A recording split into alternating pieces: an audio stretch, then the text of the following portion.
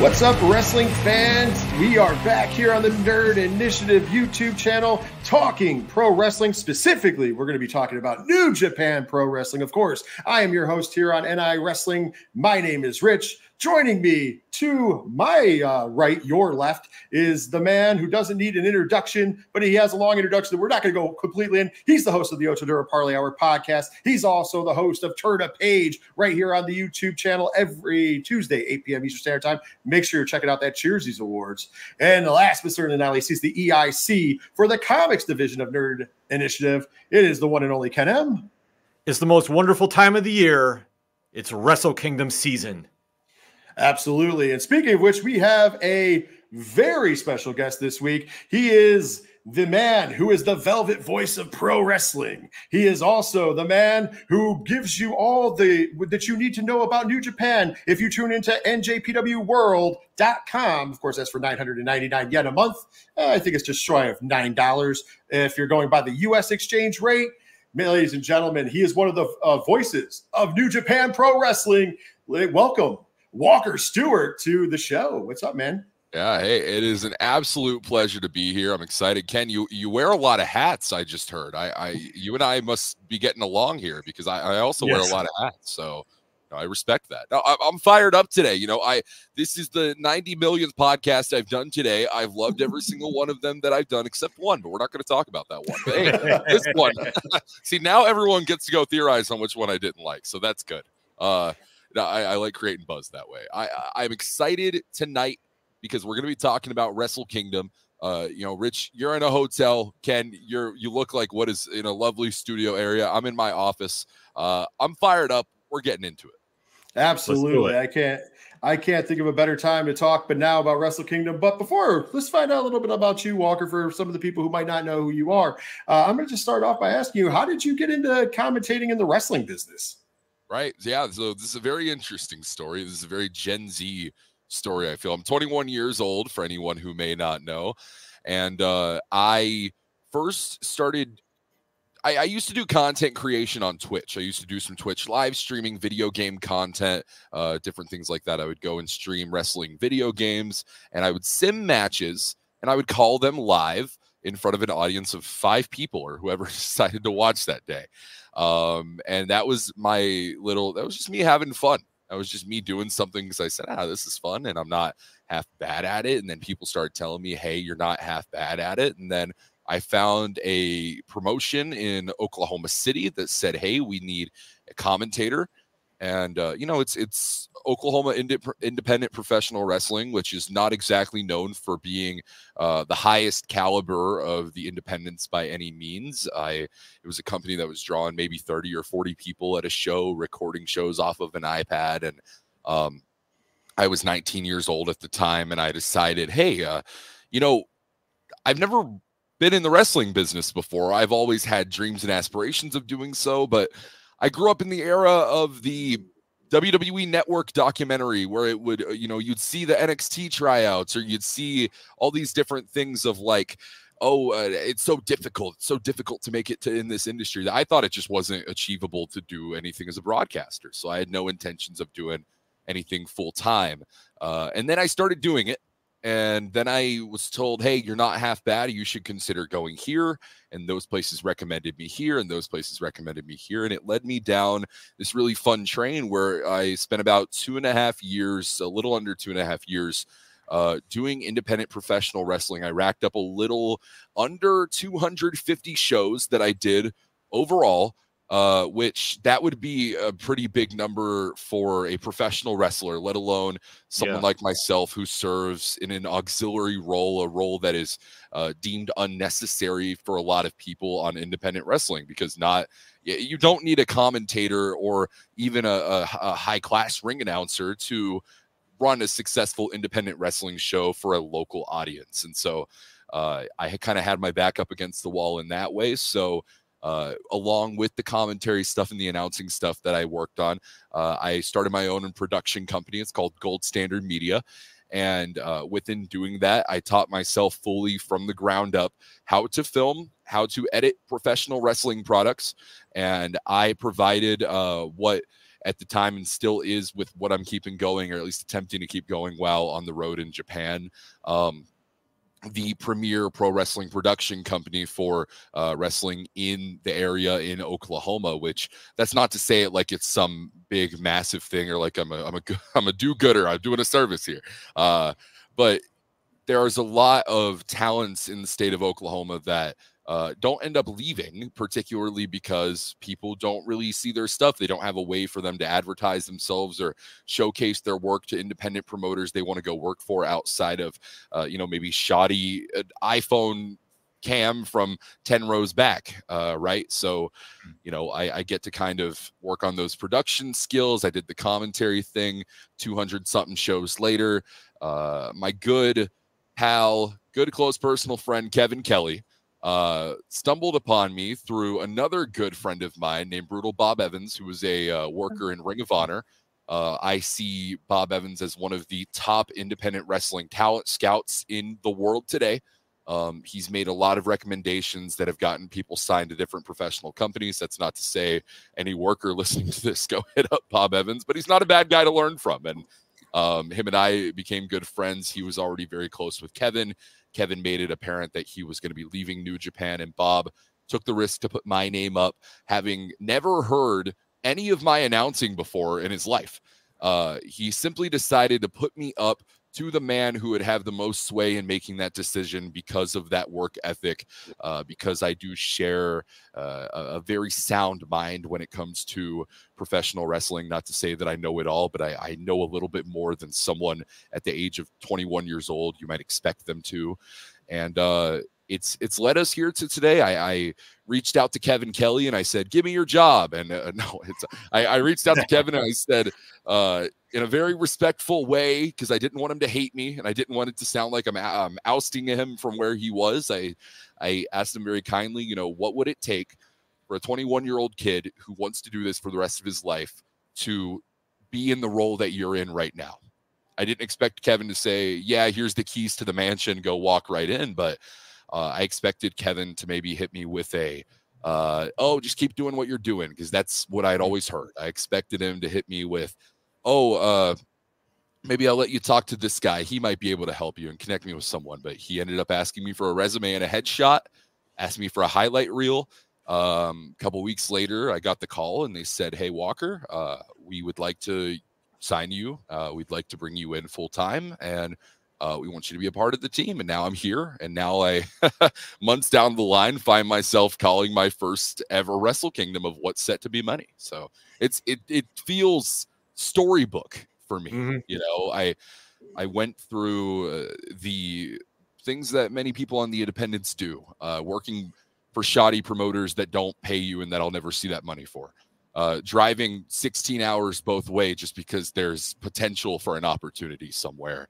I did that for months and months and months to end up getting on at Booker T's school down at Reality of Wrestling in Houston, Texas. It's a 8-hour drive down, 8-hour drive back. I would make it all without sleeping because I had school the next morning, so all of this while working college and trying to keep my side business going and trying to advance the skills. It was a lot at once, but all of that mental pressure I put myself under for those 2 to 3 years, it 100% has worked out for the better for me. So that's the ins and outs of it.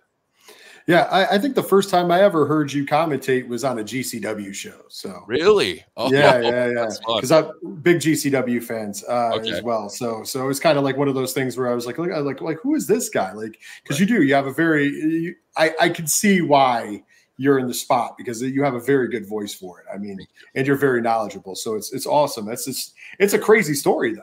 But that's the wrestling business, you know what I mean? Like in a nutshell. And it's always been young guys who carry it forward. You have the old stories, but like, I think I was like, when I started working in the offices and behind the scenes for Squared Circle Wrestling, well, I was this years ago, aged myself, but I was 23. So, I was still pretty young, not as young as you, but I was still pretty young. And at the time, that was kind of, it was looked weird upon. And then, as you move up, it's just kind of, it's great to hear that that's still going on. Ken, you got something you would like to ask before we talk about Wrestle Kingdom? No, I was just going to say, I mean, first and foremost, that's an amazing story. I mean, just the DIY ethic, that is just putting your mind to it and taking advantage of the opportunity and staying ready, because you never know. Like I said, you had your highlight reel, like the bare basics where you should always be ready to go at a drop of a dime. And I think a lot of people your age just don't really pick up on that. Just always be ready, because you never know an opportunity is going to kick in, especially with New Japan.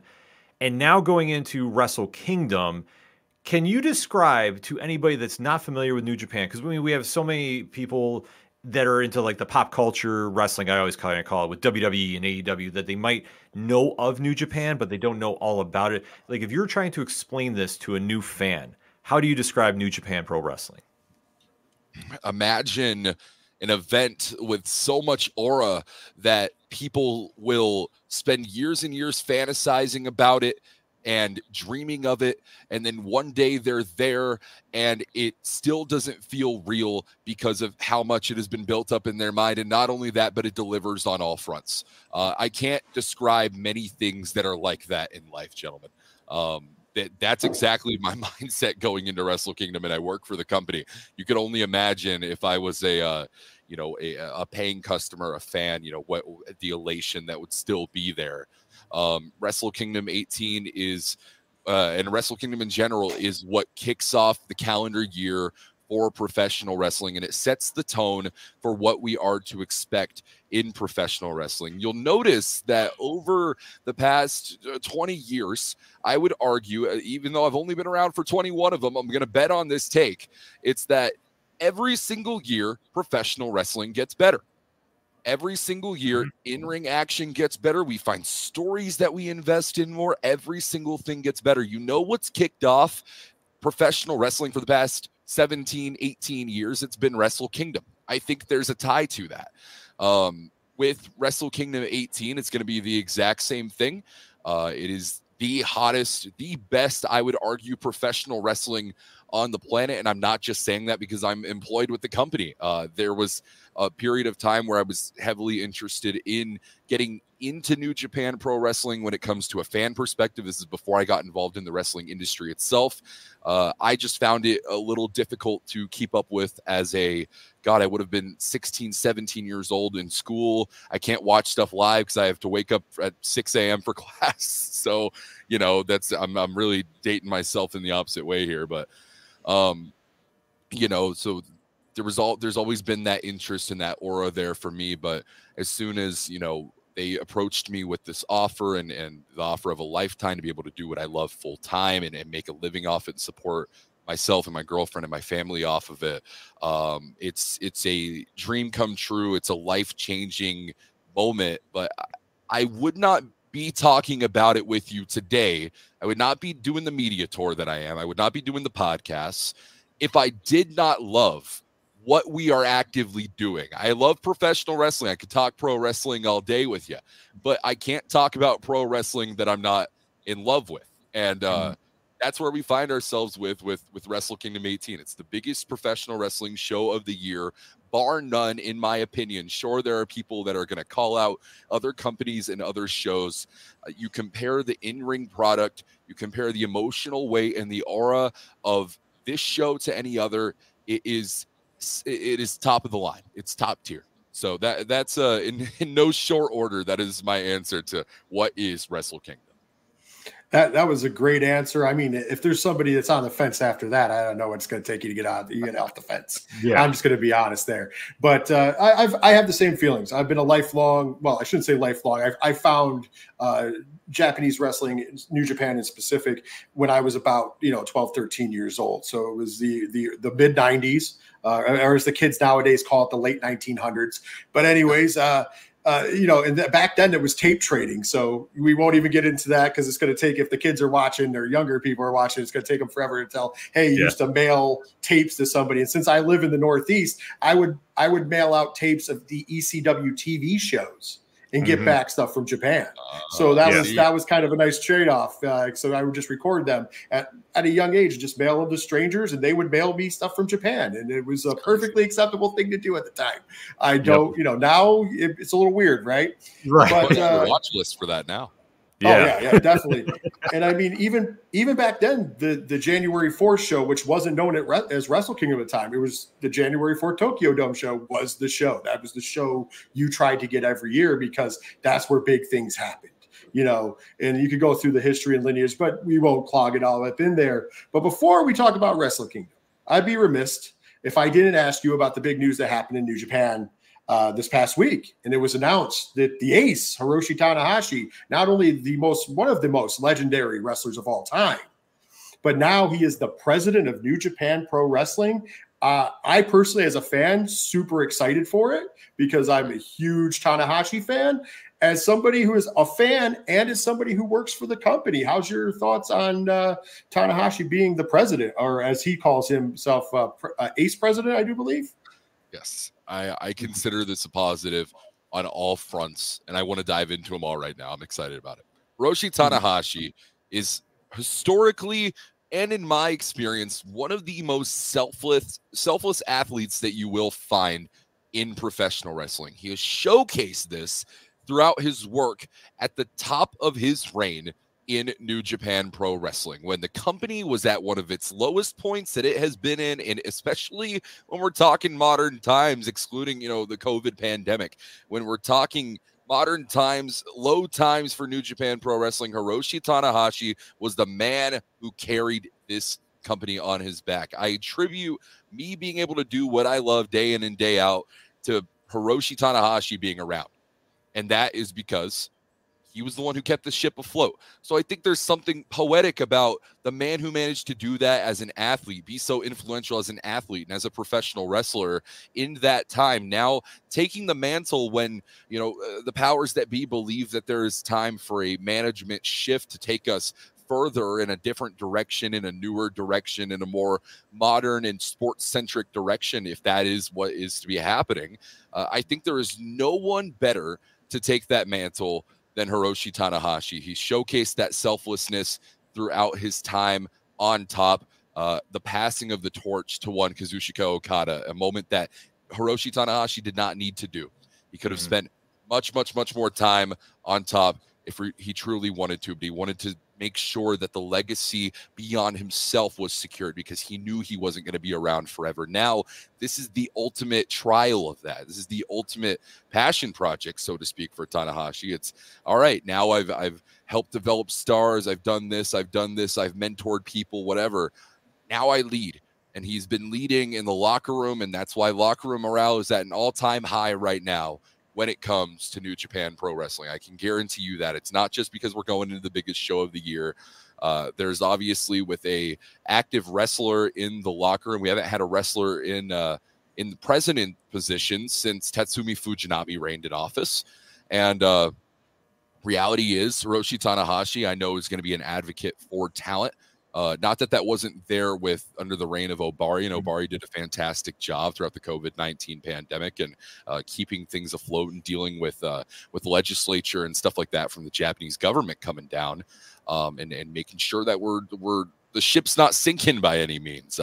Now, you know, the captain is being allowed to retire to his quarters, and a new captain gets to take the deck. And I think Tanahashi is ready to set sail sooner rather than later. So, I for one am super excited for Hiroshi Tanahashi. One of the nicest men, would probably give the shirt off his back to make you feel more comfortable or more welcomed in a locker room or in New Japan. I've had very positive interactions with President Tanahashi, and I'm excited not only for Wrestle Kingdom that we're going to get into and talk about, but also just the direction for New Japan in 2024. I don't know how much changes. I don't know if anything changes with Tanahashi now being involved in that position. But I know that having a locker room leader like that leading the company and being backed by a variety of business people on every side of him is an absolute positive.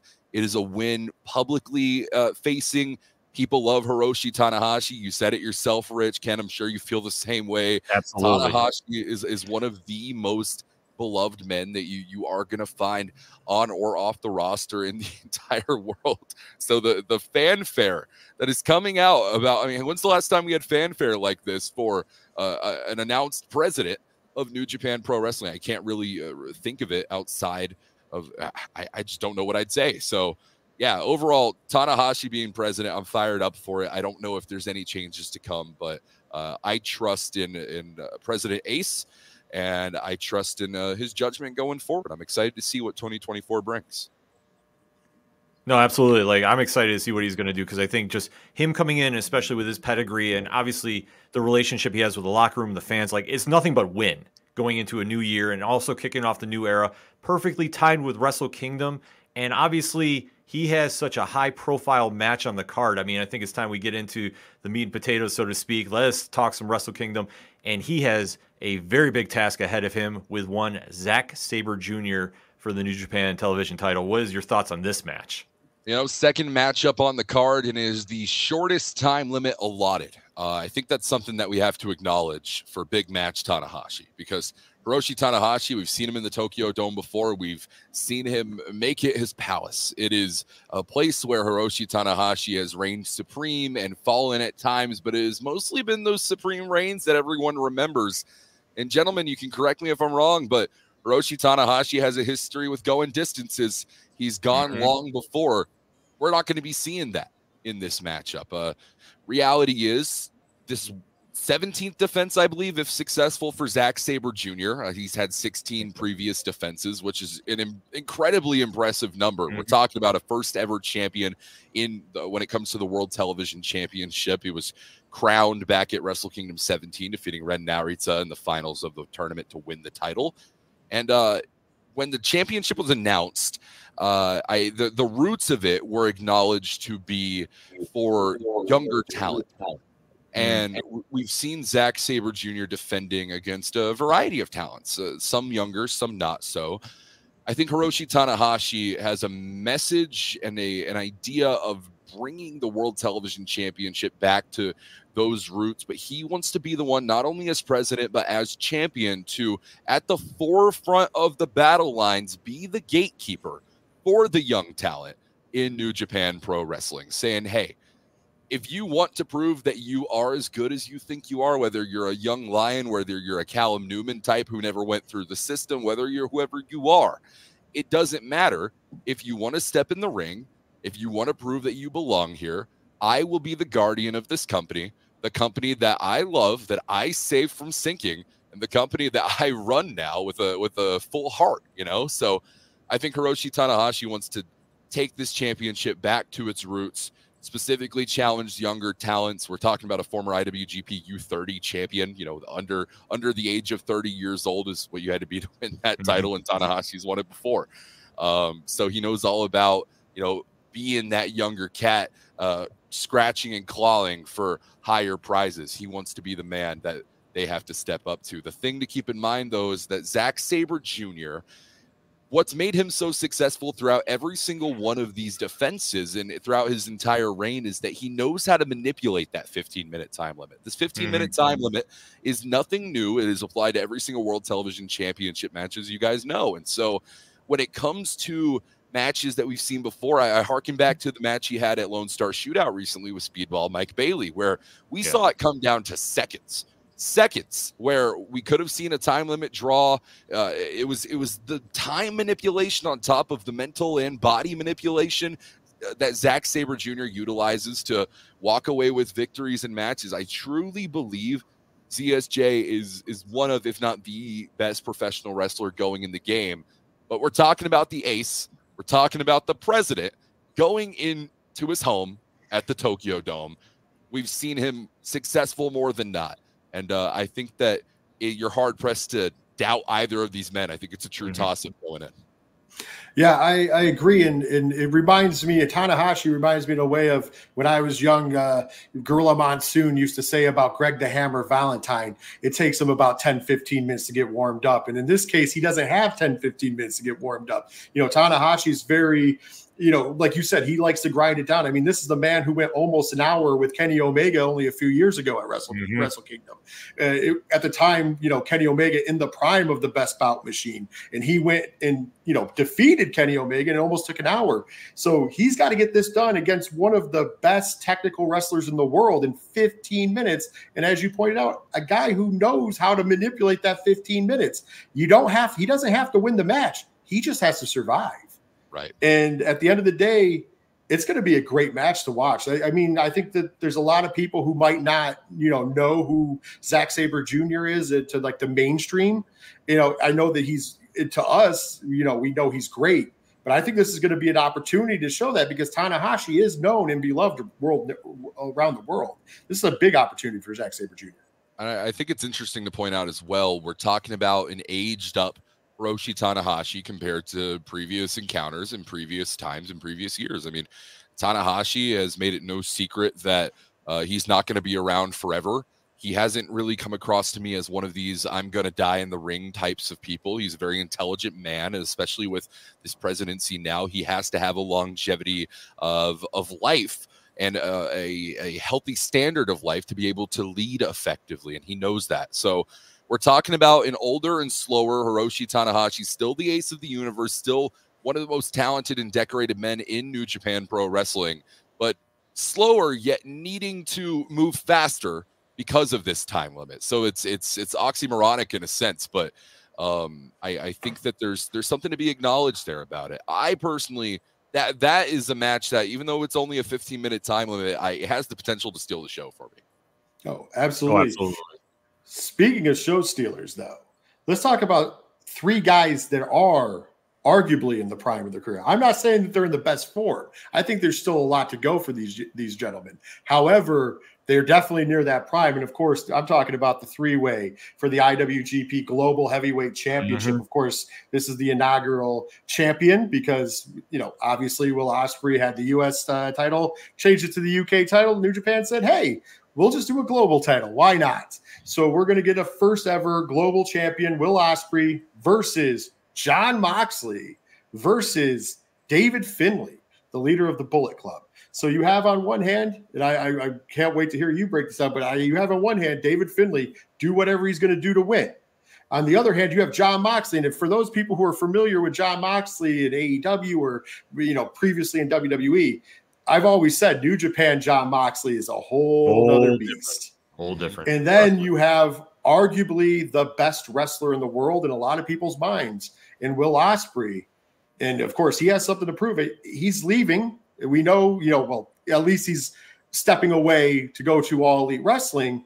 But he says he's not just going away. I mean, he's even made it that he's putting the belt on the line against Okada at Battle in the Valley. So he's that confident that he's going to win this title.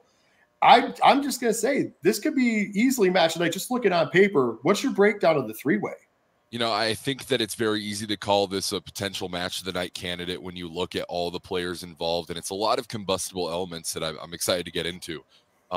First off, you talk about a guy in David Finlay. This is a need-to-win situation for the Rebel, for David Finlay. Not only as the, I don't want to say the supposed leader of Bullet Club, but I have to wonder who's really pulling the strings, cough, cough, ghetto. But hey, that's a conversation for another time. I think that David Finlay has had a career full of comparisons. It has been comparison to his father, even now comparison to his brother in indie wrestling, and I believe new WWE signee Brogan Finlay. There is these comparisons that we're seeing made in these places. There is now comparison that has been made between David Finlay and other international talents that were involved with his young lion class. You have your Jay White, Juice Robinson, et cetera, et cetera. And then, of course, there is the comparisons that he's facing now, which is comparisons between different leaders that we've had in the past for the Bullet Club. A lot of people have considered David Finlay to be one of the weakest, and that is while that's not an opinion that I exactly hold, at least I'm not going to go on record and say it for my own safety, because I do have to be ringside for this. David Finlay is hearing all of these murmurs, and he can pretend he isn't, but I know the man uses social media. I know he has two working ears and a brain that functions. David Finlay is hearing all of these, and it's festering. And not to mention, he has a guy like Gato in his ear. What the hell is that guy saying? There's a lot that could possibly be going on there. David Finlay hasn't been the same since losing the Never Openweight Championship. That much is for certain. I think that was a shock to the system. I think it was a shock to the confidence. And when confidence is low, desperate men do desperate things. And I think we're going to see that desperation come out in this matchup here with David Finlay. The final point I want to make on Finlay is, of course, the elephant in the room of we have newest AEW signee Will Ospreay. We have Jon Moxley, who is a former 3-time AEW world champion and some might say the ace of of All Elite Wrestling. And then we have the lone New Japan representative, for better or for worse. It is David Finlay. And I know there are some people that want to hope David Finlay has the heart to say, I want to win the IWGP Global Heavyweight Championship to represent New Japan. But I don't think that's where David Finlay's head is at all, because while he might respect the talent in New Japan, he might respect the sanctity of certain things in New Japan Pro Wrestling. I think David Finlay's number one concern is himself, is his own image, is Bullet Club, is Gato, it's the War Dogs, it is everything surrounding him, this empire that he wants to control.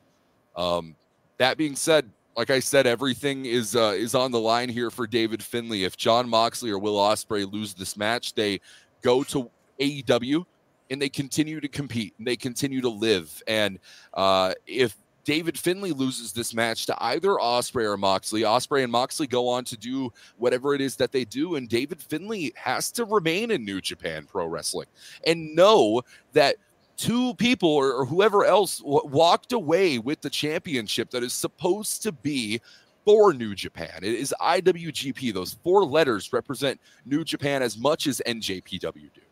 And so, all that being said, there's so many layers to this with David Finlay that I really think makes him the wild card. If I had a pick that I had to give for this matchup specifically, I think that it would be Finlay. But as we know, Moxley and Ospreay, those are 2 unpredictable guys. It's completely impossible to call this one, I feel, without, constantly changing your mind of what if this happens and what if he's feeling this way. We're just going to have to wait for it to unfold at Wrestle Kingdom 18. Yeah, it's definitely one of those matches that's like that, Ken. Pressure either makes diamonds or dust. And I think that Finlay is feeling this, and we're going to find out what he's made of. And I fully think he's going to rise up to the challenge. I think that being the face of the Bullet Club since it's been in its reincarnation, and he has been the self-proclaimed leader, he needs to win this more than anybody. So I fully think he understands the temp in the room. Will Ospreay and Moxley are going to push him like nobody's pushed him before. Will Ospreay is arguably the greatest wrestler on the planet right now. Jon Moxley in New Japan turns it into another gear. And it's something that when you watch him in New Japan, something clicks and he finds another level to take a match to. And this is where Finlay is going to have to step up and really impose his will and say, how bad do I want this? Not, everybody else. He has to tune in and just focus on himself. If he is really going to be the big star that I believe he can be, he needs to come home with this belt. By hook or by crook, it doesn't matter. He needs to win this for validation. And like I said, with that pressure, he's either going to shine like a diamond or just fade away into dust. And I fully think at the end of the night, he's holding that belt. And another point I want to bring up is a point that my good pal Chris Charlton mentioned as soon as the announcement of the Global Heavyweight Championship came about. Something along the lines of, I'm trying to remember the exact quote, the world comes to fight the World Heavyweight Champion. The Global Heavyweight Champion goes to fight the world. I really hope that whoever wins this championship, while representative of New Japan Pro Wrestling, there have been talks from Bushiroad of expansion of New Japan Pro Wrestling's product into more of the Southeast Asian market, more heavily into the New Japan Strong events in the United States. And there's even potential that we go outside of those 2 regions as well. And there's 7 continents to hit, gentlemen. And I know that there's interest in hitting every single one of them at a certain point. Whoever walks away with this championship, I really hope goes on to adopt this world beater mentality, to go on and defend it at independent wrestling events. I know Jon Moxley has had some activity in the aforementioned GCW. I'd love to see Jon Moxley take the IWGP Global Championship to a GCW event in Jersey City. I would love to see Will Ospreay take the global championship to Rev Pro or any other independent event that he finds himself at, or David Finlay could take to Africa for all I care. I want to see this championship represented all across the world.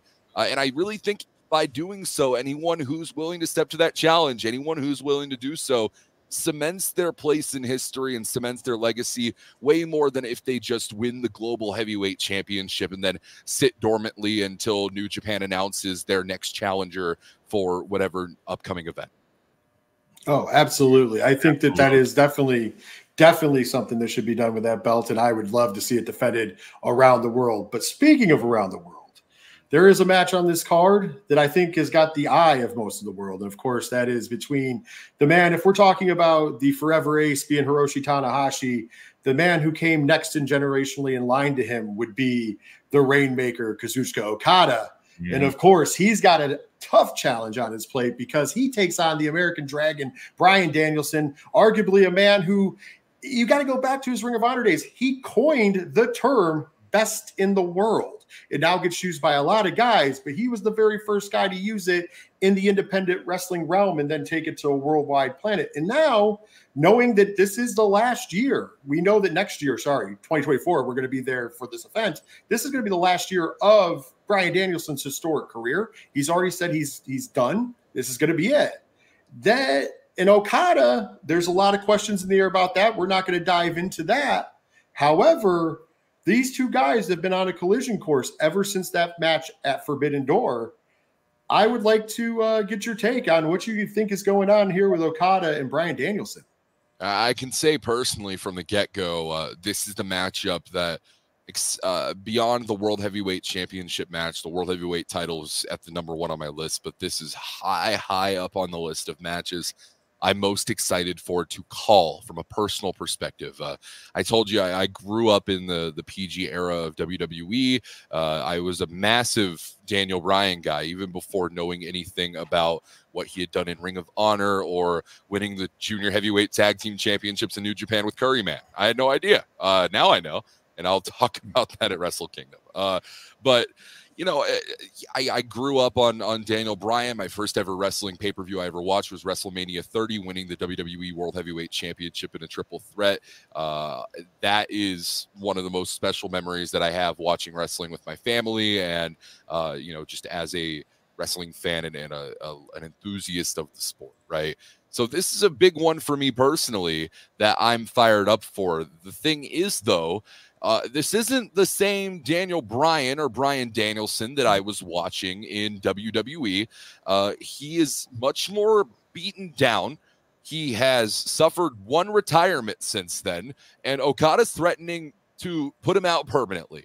But that's not the only threat that's being made, because Bryan Danielson right back at him is saying, I'm going to make sure that you never hit the Rainmaker again for the rest of your career, for the rest of your life, which essentially would be the end of the career of Kazuchika Okada, who has built that legacy off of the Rainmaker, right? So, you know, in a lot of ways, Danielson and Okada are very different, even since their last encounter that they had in a singles competition in Forbidden Door. I don't think a lot of people expected Danielson to defeat Kazuchika Okada, let alone tap out Kazuchika Okada.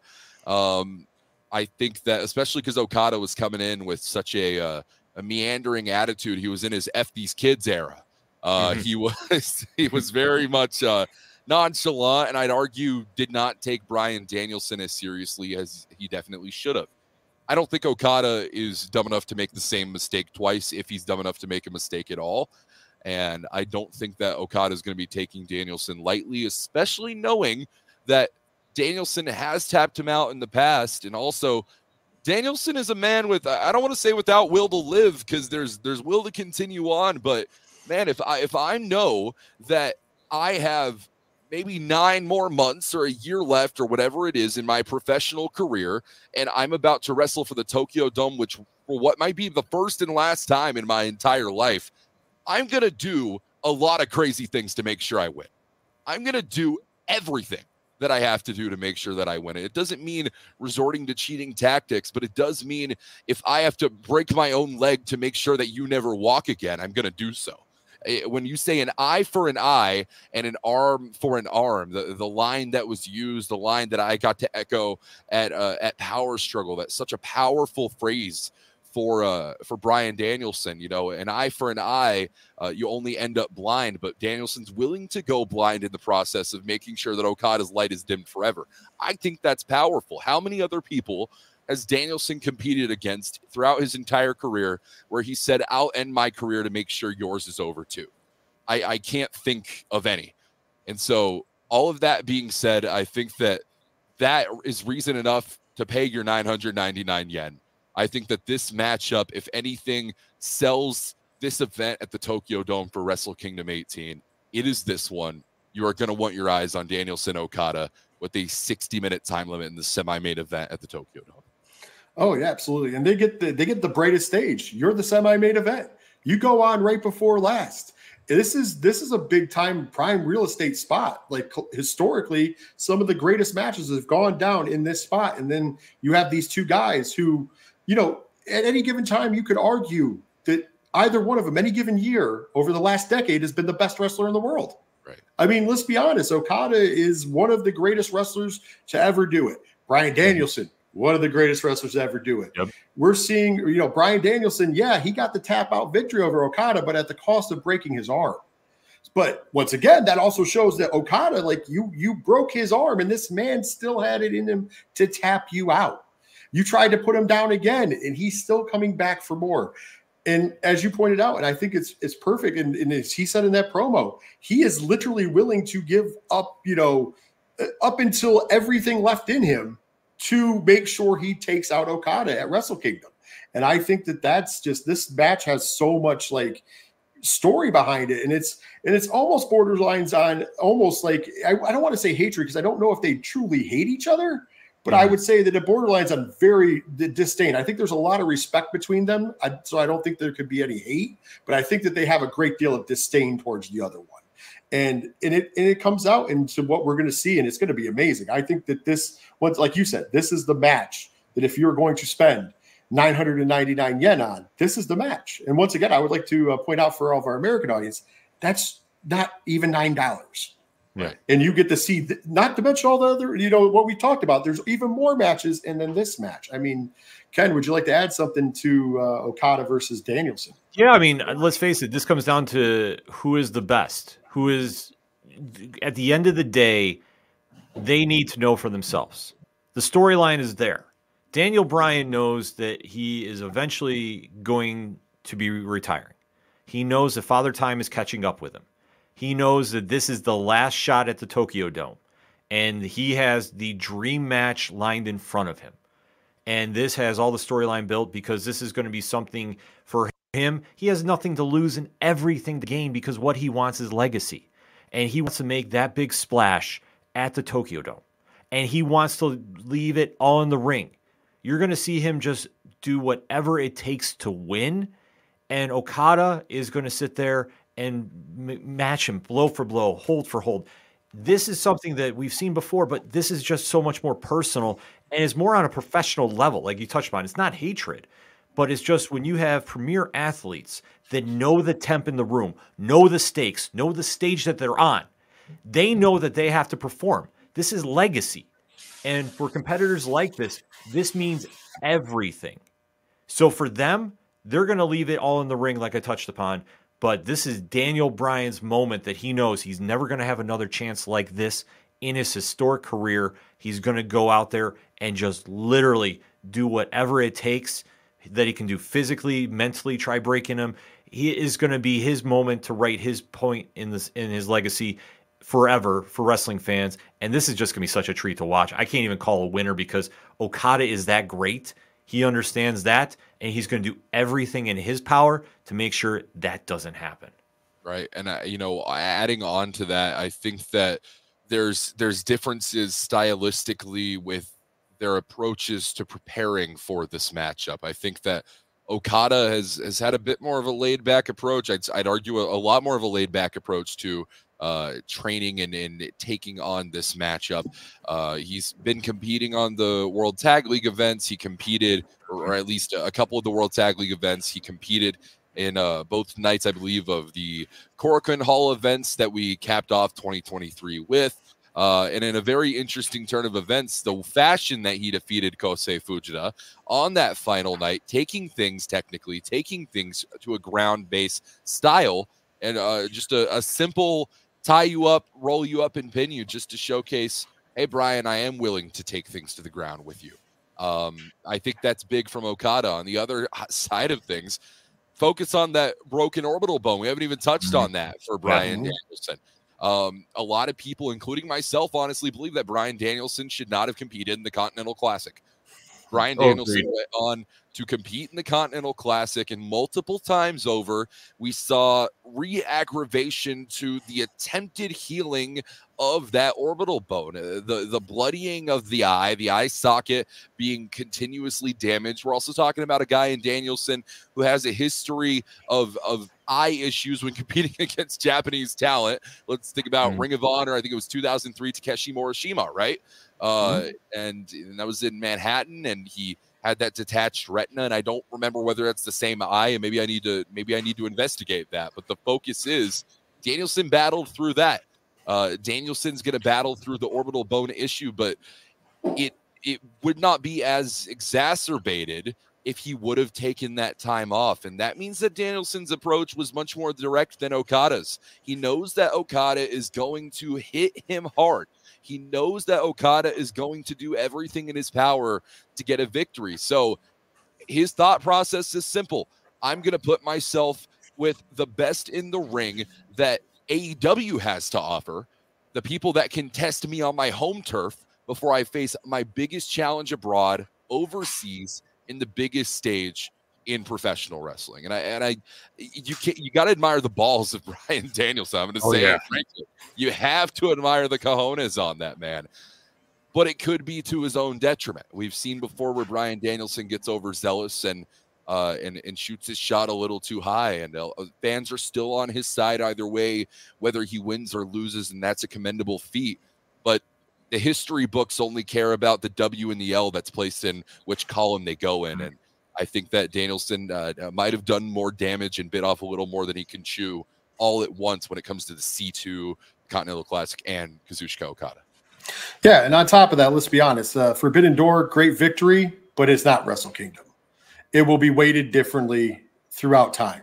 If you lose at Wrestle Kingdom, it's not the same as, losing or winning elsewhere. This is a big time event. This is something people talk about for years. This is something that people remember the fact that Kenny Omega lost to Kazuchika Okada in their first meeting at Wrestle Kingdom. People remember that. A lot of people remember that more than the fact of when Kenny Omega tied it up during the G1 that same year. Think about it. Like, more people remember his first loss to Okada over his first win against Okada, which was not for the title, and it was in the G1. So, this is going to mean a lot to Brian. Brian's got to win this match. You can't just sit on the fact that, hey, I won at Forbidden Door. Oh, that's cool. We all remember that story. That's nice. But if Okada beats you at Wrestle Kingdom, that means more people are going to realize that he lost than won. So I think he knows that. And once again, the Continental Classic might have truly hurt his chances of beating Okada here. Who knows? We'll find out. But I know we all want to talk about this one, and we have enough time to talk. Sorry. I apologize. I have one more point that just came to mind. I don't think I'd feel right leaving it on this point. It'll be the final thing I say about Brian Danielson. But if Brian Danielson beats Kazuchika Okada at the Tokyo Dome, I'll say it right here. Okada has zero excuse, because he's going in against Brian Danielson, who is 1,000% less than that. Less than 100, less than 1,000%. He's not at the top of his game. And maybe that's another side of it for Brian Danielson, who said, I want to compete in the Continental Classic so that way I could go in damaged and still kick your ass. And I think that Danielson has all the potential in the world to do so. So I just wanted to bring that point up because it came to mind, and I wouldn't feel right leaving it alone. And if anybody's going to be crazy to have that philosophy, it would be Brian Danielson. Yeah, it would be him. But I know this is one that I know you really want to talk about. We want to talk about, and there's only one way to close out talking about Wrestle Kingdom, and that is with the main event of the evening. And that, of course, will be for the IWGP World's Heavyweight Championship. The champion coming in would be Sonata. vast history with his challenger. Of course, his challenger is the leader of Los Ingobernables de Japón. He is also the man who won the G1 Climax 33 tournament this year, Tetsuya Naito. Now, there's a lot of angles to this, and I know you want to touch on them, but the first angle that came to my mind when I saw this is there's a lot of story. Sanada, in a lot of ways, was Naito's young boy. He was Naito's protege. He was, it's not your time, but I'm going to groom you in the man. And everybody, all the fans of New Japan felt that. One day, Sanada was going to be in the chair that he is in currently. Did he make it there a little fast? Who knows? But we also know Sanada as champion, a lot of people are not happy about his title reign. On the other hand, Naito, who wins the G1, still, and I mean, I don't put a lot of stock in it, but let's be honest, I know as somebody who like him does, he was snubbed by the PWI 500, won the G1, didn't make the top 500 in the world. Mind you, I will say this, I am a huge Naito mark. So I was very offended for him. And I've been a huge Naito mark for a long time. And he's the kind of guy that those criticisms actually fuel. This is a man who reinvented himself after he got voted out of the main event of Wrestle Kingdom. If you go back that far, he won the G1 and then he got voted out. They put it to a fan vote, and him for the world title was not the main event. Right. And then he left, went on a secondary excursion to Mexico, joined Los Ingobernables, brought that back, and then we got what we have now, where we all remember the man who was throwing the Intercontinental Championship, destroying it on a nightly basis because it was secondary to him. And he proved what he needed to prove. But I feel like he's in this position once again where he needs to prove it again. And Sanada, he needs that big victory to prove his title reign. Your thoughts on this, Walker? Tetsuya Naito, there's a lot of angles to this. I want to break it down person by person. I want to start with Tetsuya Naito. It's a storied conversation that's been had with Tetsuya Naito and the ocular surgery that he's had. The surgery to his eye. It was an eye that was busted open actually at the Korakuen Hall event at a shot from Just Five Guys Doki, which God, you have to know that's rocked Tetsuya Naito one way or another. But there was a total of 3 surgeries he was capable of having, and after the 3rd surgery, the surgery would become ineffective, and he would begin to lose sight in that eye. And gentlemen, Tetsuya Naito has had that 3rd and final surgery. I can't tell you that I'm not a medical doctor. I haven't talked to Naito about this personally. This is just everything that I have been told in and throughout the New Japan sphere. But it would not shock me if this is one of the final times that we see Tetsuya Naito compete in Wrestle Kingdom. Based off of the degenerative nature of this eye situation that Tetsuya Naito deals with. It's the same thing that led to the ending of Milano Collection AT's in-ring career, and he's had a very successful going at it as a Japanese broadcaster, but you hate to see things end that way. And so with that being said, Tetsuya Naito, he says, I'm winning G1 Climax 33. He gets the job done. He says, I'm finally in the main event with the World Heavyweight Championship on the line. That's secured. And he ends up challenging, as you mentioned, someone who's a pseudo former young boy in Sanada to him. And Sanada doesn't want to talk about it. Sanada does not want to promote his own main event for the World Heavyweight Championship. If I'm Tetsuya Naito, and I know this may be my final time challenging for the IWGP World Heavyweight Championship. I know this might be my final time in Wrestle Kingdom. I know this might be my final time at the Tokyo Dome, and my opponent does not respect me enough to want to talk about the match that he is also going to be involved in, because he claims he wants to talk about it in the ring. He wants to let the athleticism speak for itself, but he doesn't want to talk people into the door.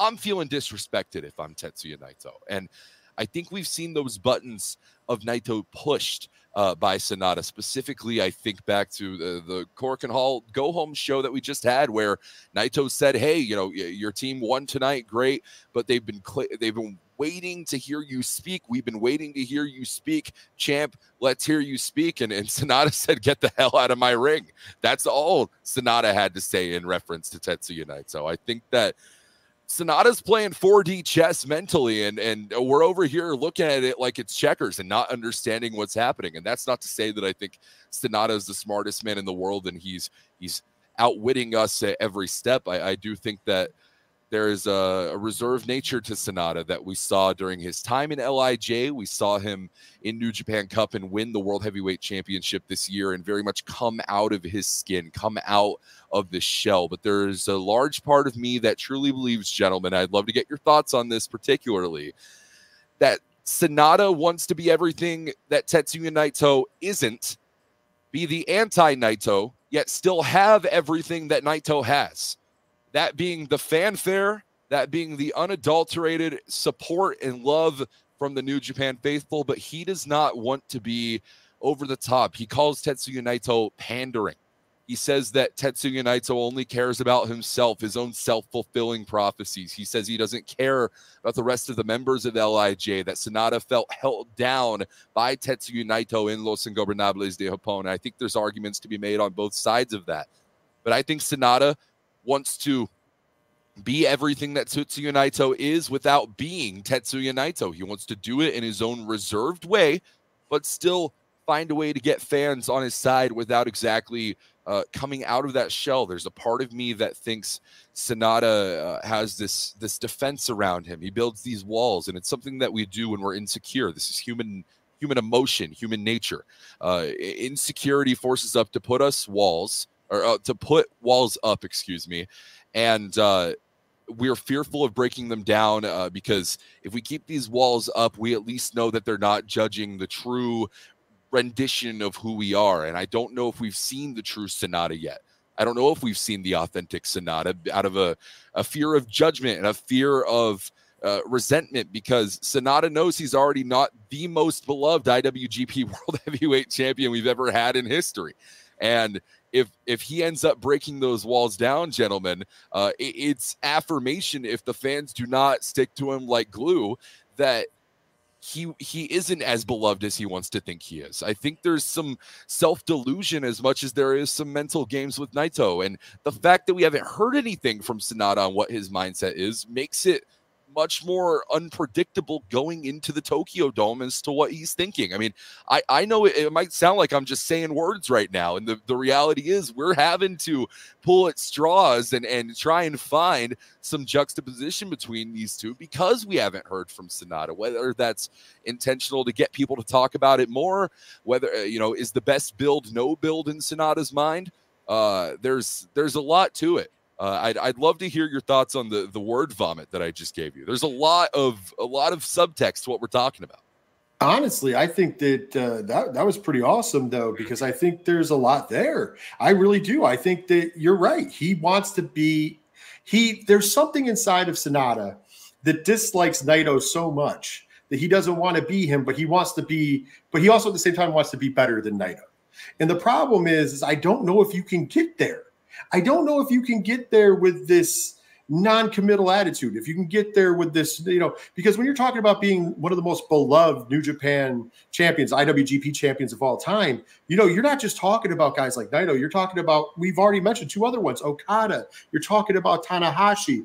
And what do those guys all have in common? And I mean, we can go even further back to guys like Shinsuke Nakamura, even all the way back to Antonio Inoki. What do all those guys have in common? They're larger than life. They are, the fans latch on to what they are and who they stand for. And as you point out with Sanada, we don't know who he is or what he stands for because he doesn't want to tell us.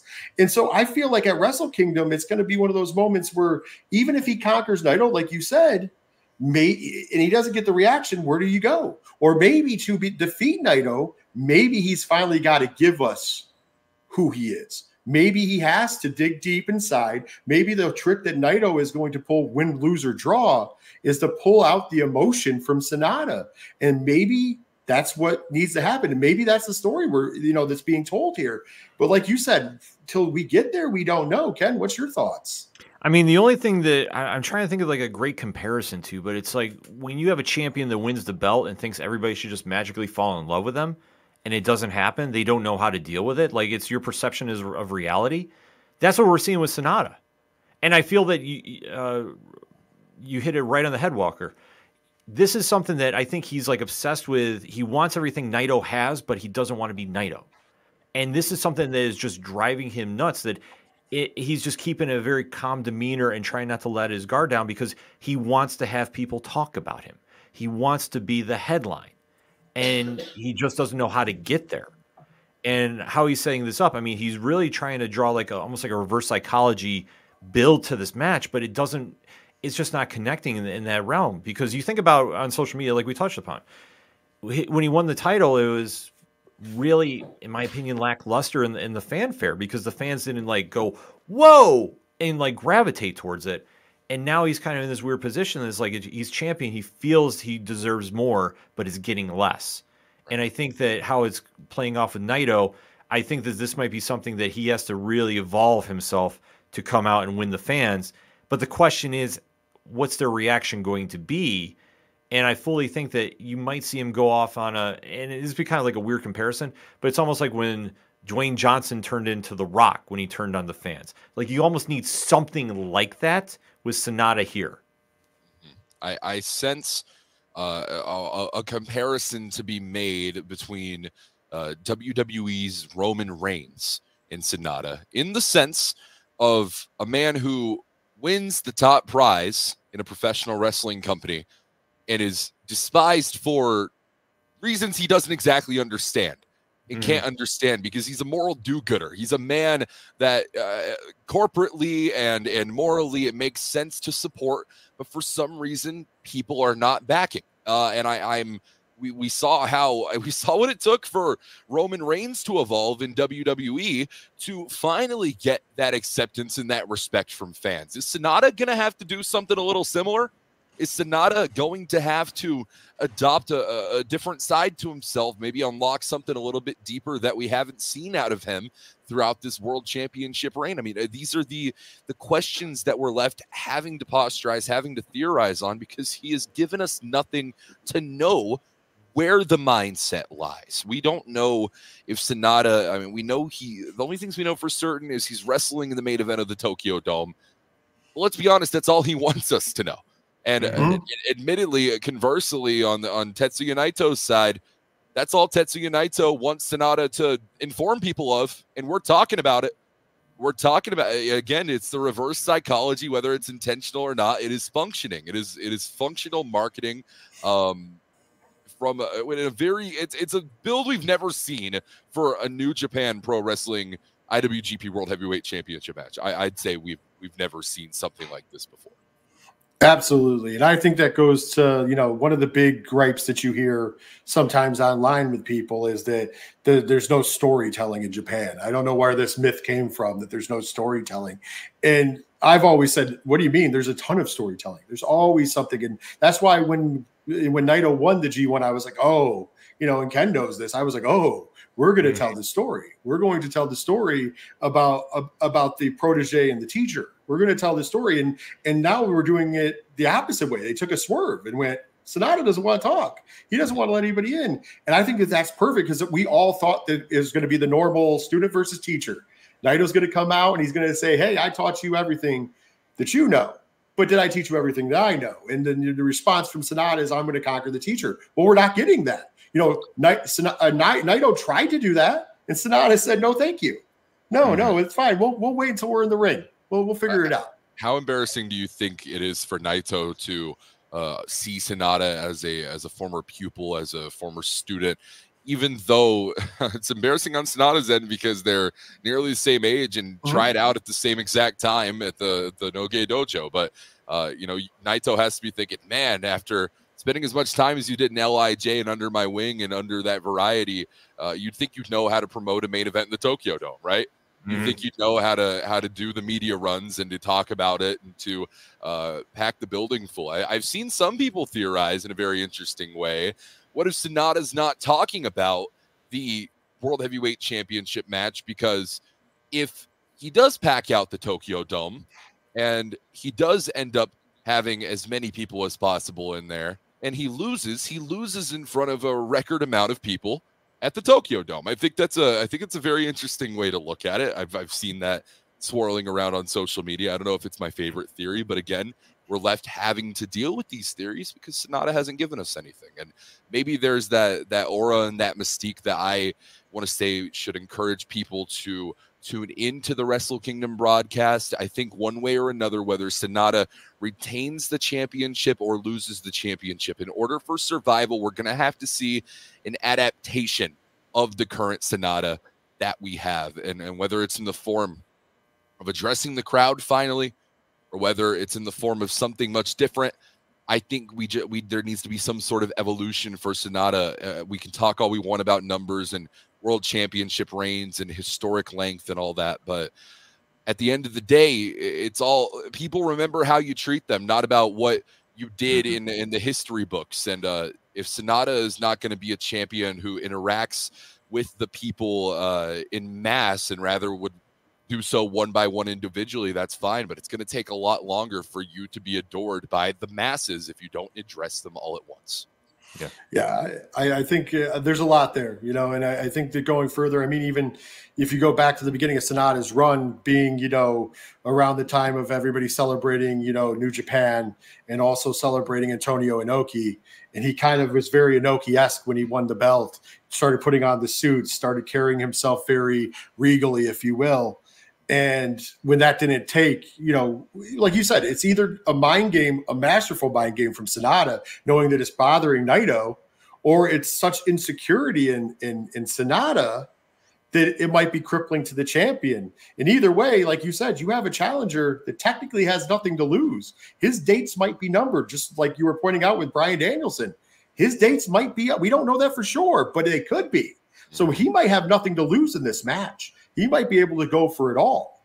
And it's going to lead to one of the best, in my opinion, main events in the Tokyo Dome. And I know a lot of people are sleeping on this one. This is one of those matches that a lot of people are like, oh, well, it's not this match or it's not that match. It doesn't have to be, because at the end of the day, it's what's going to happen on January 4th. Now, on January 4th, I think this is going to be one of those matches that we look back on and go, I'm glad that I watched it, whether it was live or on delay or however people are watching it. I think this is going to be one of those matches. And I always say every year when we do year-end awards, and it's not just our show, but every show across the board, there's always a match for match of the year or multiple matches, depending upon divisions and tag matches. There's always a match or two or three from Wrestle Kingdom that make it all the way through the year that either win or they're still mentioned in that nomination. I mean, last year people would point to Omega Ospreay as a perfect example of that. Right. And I guarantee, just looking at this card, just as a fan, I'm going there. Like you said, there's 4 or 5 matches on here. I'm like, this could steal the night. This could be match of the year candidates on the 4th of January, being the first major event of the year. And I look at this main event as being one of those matches, very much like it could happen. So it's going to be awesome. It's going to be there. But speaking of awesome in there, you will be there live with one of the best seats of the house. You get to watch this right up close. I'll tell you what, I'm going to turn the floor over to you because I wanted you to tell people how to get a hold of you and stuff. And just one final plug before we say so long. So, Walker, the floor is yours, man. Absolutely. Well, hey, I appreciate you guys having me on. If you want to check out my social media, I believe there's a QR code. You can check out the Twitter or the X or whatever you want to call it. At Velvet Voice WS is where you can find me on all social media platforms. That's Twitter, Instagram, Facebook, YouTube. And also I do live stream on Twitch. It's twitch.tv/Velvet Voice WS. I do a little bit of video game content and stuff like that. But I do have a plan for post Wrestle Kingdom 18 going live for another hour or two and then getting a couple hours of sleep and then doing New Year's Dash the next day.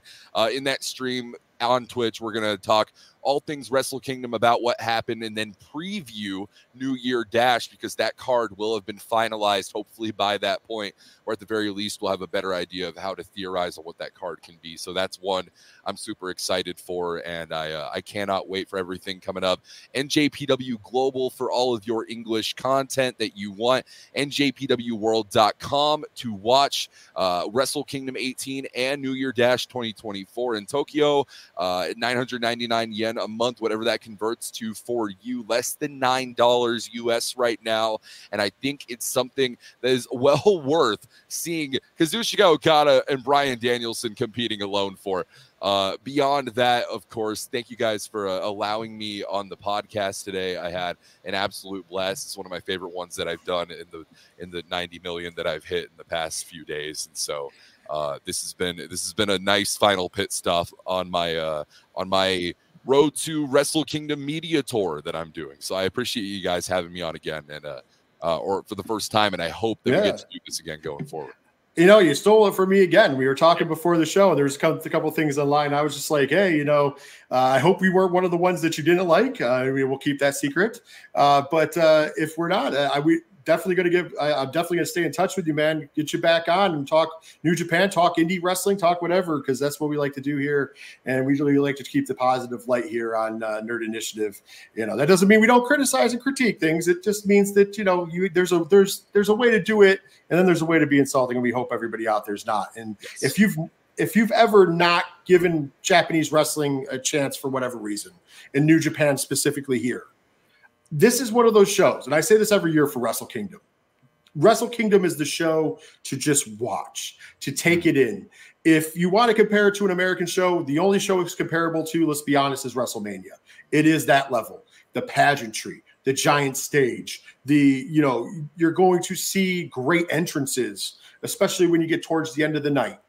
And you're going to see some of the best in-ring performances you'll ever see, guaranteed every year. I have never been disappointed, and I mean that. And I don't think it's jinxing anything, because I don't think I'm going to be disappointed this year as well. And I think anybody who's on the fence after hearing this, I don't know how you can be on the fence. I mean, 999 yen, it sounds like a lot, but it's literally less than $9 American right now. And you get that. And think about it this way: in Japan, it's a pay-per-view, so you're getting it for a premium rate here in the States. Okay. And there's so much great New Japan stuff here in the States with Strong and everything else. It's something that you can dive onto, and like you can get Strong and stuff. I do believe on Fight Plus when it's live, or sorry, Fight.tv, Triller TV, whatever it is now. But also you can wait, and it is also on New Japan. I do know that the American shows do not port over. So when Battle in the Valley happens, you can't watch it live on NJPW World. Right. But if a couple weeks later, a week or two later, it's up. But if you want to watch it live, you can watch it on Fight, Triller, whatever it is now. You can watch the New Japan Strong events live, Japanese coverage if you are into that sort of thing on NJPW World, which I definitely think is a fun thing to check out. But if you want to hear myself, if you want to hear Veda Scott or anyone else who joins the lovely cast of characters of the English broadcast booth on the American side of things, then the Triller TV pay-per-view is always there. And that is coming up, I believe, January 13th, Battle in the Valley, San Jose, California. I'd be remiss to not mention that. And to anyone who has not listened to or seen anything about New Japan Pro Wrestling before, if you're still on the fence, here's a final pitch for you. Now get out of your hair. This is a pivotal time in New Japan Pro Wrestling with a massive changing of the guard in a lot of ways, not only for myself in the broadcast booth, replacing a 30-year veteran of the sport at 21 years age. I can't believe I just said that. That's a big change as well. There's a lot of stars that are leaving. There's a lot of stars I know that are coming in. There's a lot of stars that I know are developing. If there's any time to hop on the New Japan train, every single year it's Wrestle Kingdom, but this year specifically, it's much more special than I can really get into detail on right now. I guarantee you need to sign up for NJPW World. Do it. It's going to be well worth your money. You can cancel at any time, but I don't recommend that you do, because you have a lot of great wrestling that you'll be missing out on. So, if you're afraid of the overwhelming nature of Japanese pro wrestling, myself and my broadcast colleague Chris Charlton work to try and bring that barrier, that new fans of the product. As a relatively new fan, overwhelmingly myself, I try and bring that guard down for a lot of people, and there's a lot of great people in the community that can help out with that as well. So I heavily encourage y'all check out New Japan Pro Wrestling. Thank you, Rich. Thank you, Ken, for having me on the podcast today. And like I said, I can't wait for us to do this again. All right. Finally, Ken, just tell the fine folks how to get a hold of you real fast. Very simple, short, sweet, odphpodcast.com. Walker, thank you for coming on the show. Definitely have to talk again soon. And definitely, whenever you see this, whenever you hear this, go support him on social media. Go check out what he's doing, because, I mean, hearing the story of how he got into the business, it's nothing but a great way to say thank you and support what he's doing, because he is putting in the work, and it definitely deserves the praise. Absolutely. If you're trying to get a hold of me, just go to 3fnpodcast.com. All my information is there. And of course, if you're trying to find anything about pop culture and pop culture positivity, visit nerdinitiative.com. And I do believe that I'm contractually obligated to also tell you can visit the store and buy some swag and help keep the lights on. And once again, also right into that Nerd Initiative one that you want, NI Wrestling and Wrestling Night Live merch to hit the store. And then we can really plug it. But with that being said, thank you once again, Walker. We are definitely going to do this again. I'm just going to make sure I keep in touch with you because I'd love to get you back, especially after the Wrestle Kingdom. And like I said, anything you want to talk about, New Japan, indie wrestling, I'm game for everything. So definitely great talk, great conversation. Hope everybody enjoyed it at home. And with that, we bid you adieu and say later, wrestling fans.